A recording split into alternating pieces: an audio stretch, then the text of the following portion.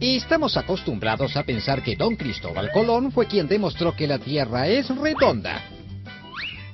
Pero los antiguos griegos ya estaban convencidos de esto más de 200 años antes de Cristo. En esos tiempos estaba muy de moda ir de vacaciones a Egipto. Buenas playas, sol, bibliotecas y una vista a las pirámides. Se ve que el cambio los favorecía. Y en Egipto se crió uno de los griegos más famosos, Eratóstenes, que nació en Cirene y después se estableció en Alejandría. De joven, Eratóstenes se dedicó a la filosofía, pero no le iba muy bien. Algunos colegas lo llamaban beta y decían que era segundo en todo. Sin embargo, nuestro héroe estaba destinado a pasar a la historia. Eratóstenes era un tipo de mundo y sabía que en otra ciudad de Egipto, Siena, había un día en el año en que los palos no proyectaban sombra al mediodía. Eso significaba que el sol pasaba ese día justo por encima de las cabezas de los parroquianos, por el cenit, es decir, el cenit, o sea, el cenit, lo de arriba.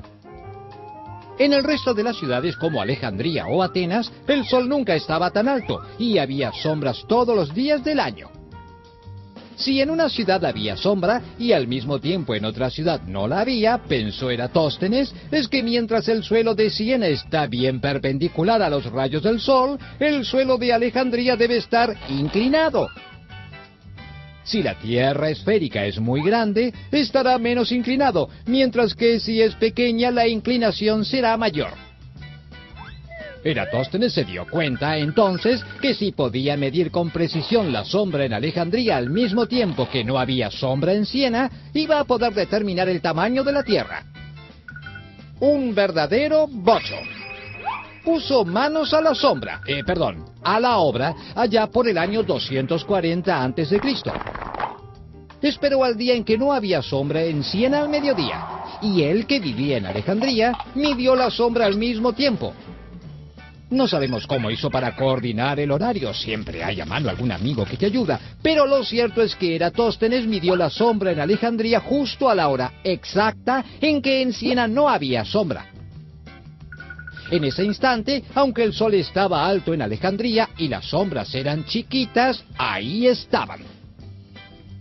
Un palo de 1 metro daba una sombra de 12 centímetros. Esa sombra correspondía a un ángulo de 7 grados entre el sol y la vertical.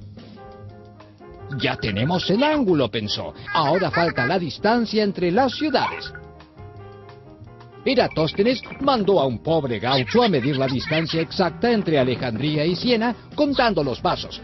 Bueno, gauchos no había, pero mandó a un tipo que, según parece, caminó los 800 kilómetros que hay entre Alejandría y Siena, que no es moco de pavo, e informó de la distancia.